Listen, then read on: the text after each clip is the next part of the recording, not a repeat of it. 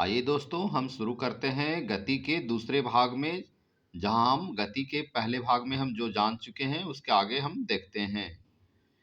यदि दूरी समय ग्राफ समय अक्ष के समांतर हो तो वस्तु को विराम में कहा जाता है। यदि वेग समय या चाल समय ग्राफ समय अक्ष के समांतर हो तो वस्तु की गति एक समान कही जाती है। चाल समय ग्राफ की ढाल त्वरण का परिमाण देती है। इस ग्राफ के नीचे का क्षेत्रफल वस्तु द्वारा तय की गई दूरी देता है। वह गति जिसमें वस्तु या कण का गतिपथ वृत्ताकार हो वह वृत्तीय गति कही जाती है। एक समान वृत्तीय गति में वेग का परिमाण अर्थात चाल अचर रहता है, परंतु वेग की दिशा लगातार बदलती रहती है।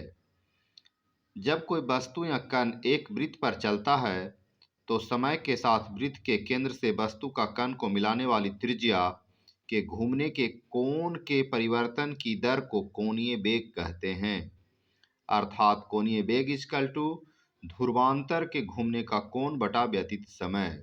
रेखीय वेग इक्वल टू त्रिज्या गुना कोणीय वेग अर्थात v equal to r omega. जड़त्व किसी वस्तु का वह गुण है जिसके कारण वह अपनी विरामावस्था अथवा एक सरल रेखा में एक समान गति की अवस्था में परिवर्तन का विरोध करती है। अर्थात हम इसे न्यूटन के प्रथम नियम के अनुसार इसे हम समझ सकते हैं कि स्थिर वस्तु स्थिर रहना चाहती है और गतिशील वस्तु गतिशील रहना चाहती है जब तक कि उस पर कोई बाहरी बल न लगाया जाए। वस्तु का द्रव्यमान उसके जड़त्व की माप है। अधिक द्रव्यमान वाली वस्तु का जड़त्व अधिक होता है और कम द्रव्यमान वाली वस्तु का जड़त्व कम होता है।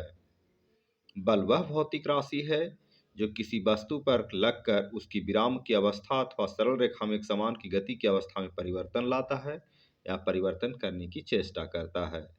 इसको हम दूसरे शब्दों में ऐसे भी समझ सकते हैं कि बल वह भौतिक राशि है जो किसी वस्तु पर लगकर उसकी आकृति या अवस्था में परिवर्तन लाने की चेष्टा करता है।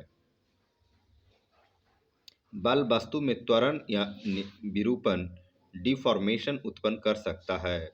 बल में परिमाण एवं दिशा दोनों होती है, अतः यह एक सदिश राशि है। किसी वस्तु पर लगा बल वस्तु के द्रव्यमान और उसके त्वरण के गुणनफल के बराबर होता है। अर्थात बल इक्वल टू द्रव्यमान गुना त्वरण यानी F इक्वल टू ma। बल का एसआई मात्रक न्यूटन है। एक न्यूटन वह बल है जो 1 kg द्रव्यमान की वस्तु में 1 मीटर पर सेकंड स्क्वायर का त्वरण उत्पन्न कर दे। अर्थात 1 न्यूटन बराबर 1 kg मीटर पर सेकंड स्क्वायर। घर्षण बल हमेशा गति की विपरीत दिशा में कार्य करता है। जब किसी वस्तु या कण पर दो या दो से अधिक बल लगते हैं तो ऐसे बलों का परिणामी बल वह एकल बल होता है जो वस्तु और कण पर प्रभाव लगने वाले बलों के सम्मिलित प्रभाव के समान होता है। अशून्य परिणामी बल को असंतुलित बल कहते हैं। असंतुलित बल वस्तु पर अशून्य त्वरण उत्पन्न करता है। यदि बलों का एक समूह किसी वस्तु पर लगकर उसमें त्वरण उत्पन्न नहीं करता तो बलों को संतुलित कहा जाता है। किसी वस्तु के द्रव्यमान और उसके वेग के गुणनफल को उसका संवेग कहा जाता है। अर्थात संवेग equal to mass into acceleration. संवेग की दिशा वही होती है जो वस्तु के वेग की दिशा होती है। संवेग का एसआई मात्रक kg मीटर पर सेकंड होता है। प्रमुख सदिश राशियां हैं विस्थापन, वेग, बल, त्वरण, संवेग, आवेग, बल आघूर्ण, विद्युत तीव्रता, धारा घनत्व, चुंबकीय क्षेत्र, चुंबकन तीव्रता,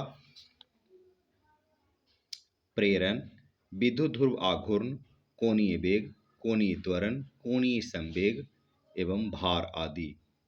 प्रमुख अदिश राशियां हैं दूरी, द्रव्यमान, चाल, घनत्व, ऊष्मा, क्षेत्रफल, विद्युत धारा, ताप, कार्य, ऊर्जा एवं शक्ति।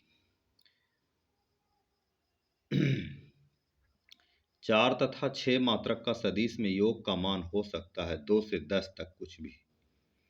2 सदिश राशियों का अधिकतम मान होता है दोनों सदिश राशियों का योगफल। 2 सदिश राशियों का न्यूनतम मान होता है दोनों सदिश राशियों का अंतर। विस्थापन का मान हो सकता है ऋणात्मक, धनात्मक या शून्य। विस्थापन का मान हो सकता है एक वृत्ताकार पथ पर वेग हमेशा चर होता है, जबकि चाल हो सकता है चर अचर दोनों। अधिक वस्तु का दूरी समय ग्राफ समय अक्ष के समांतर हो तो वस्तु विराम में कही जाती है। यदि वस्तु का चाल या वेग समय ग्राफ से समांतर हो तो वस्तु एक समान वेग से गतिशील कही जाएगी। सर्वप्रथम किसने पता लगाया कि एक समान त्वरण से चलने वाली वस्तु द्वारा तय की गई दूरी समय के वर्ग के अनुपाती होती है? गैलीलियो ने। गति के किस नियम से बल की परिभाषा निकलती है? प्रथम नियम से। गति के किस नियम से बल का व्यंजक प्राप्त होता है? द्वितीय नियम से।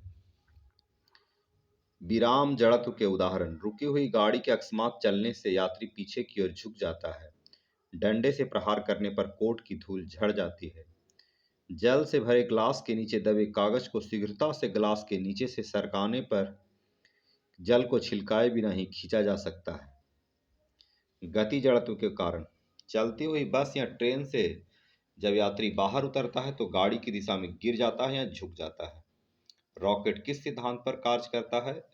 रेखीय संवेग संरक्षण के सिद्धांत पर।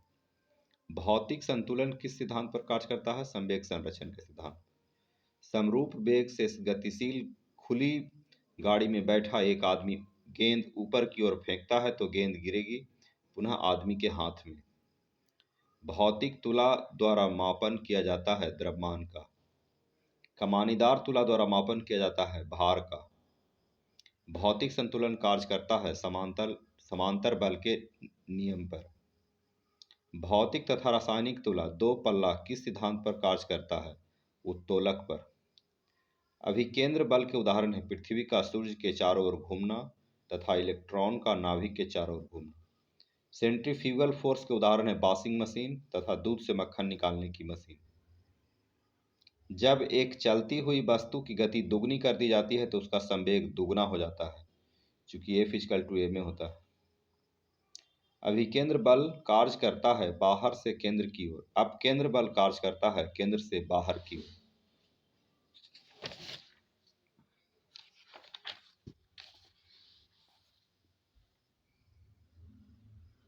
लुढ़कती हुई गेंद कुछ दूर लुढ़कने के बाद स्वयं रुक जाती है घर्षण बल के कारण।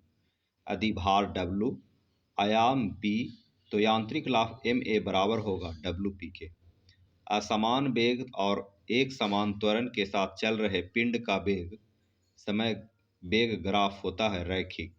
राइफल चलाने पर लगने वाला झटका किसके संरक्षण का उदाहरण है? रेखीय संवेग संरक्षण का। 2 न्यूटन तथा 2 न्यूटन दो बलों के परिणामी बल का मान कितना हो सकता है? 0 से 4 न्यूटन तक, क्योंकि इसमें डायरेक्शन स्पष्ट नहीं है। विद्युत मोटर की कुंडलियों पर लगने वाले बल युग्म की दिशा निर्धारित की जाती है ब्लेमिंग के लेफ्ट हैंड के नियम से। सड़क पर एक कार 60 किलोमीटर प्रति घंटा की एक समान चाल से जा रही है। कार पर लगने वाला शुद्ध परिणामी बल होगा 0 होगा।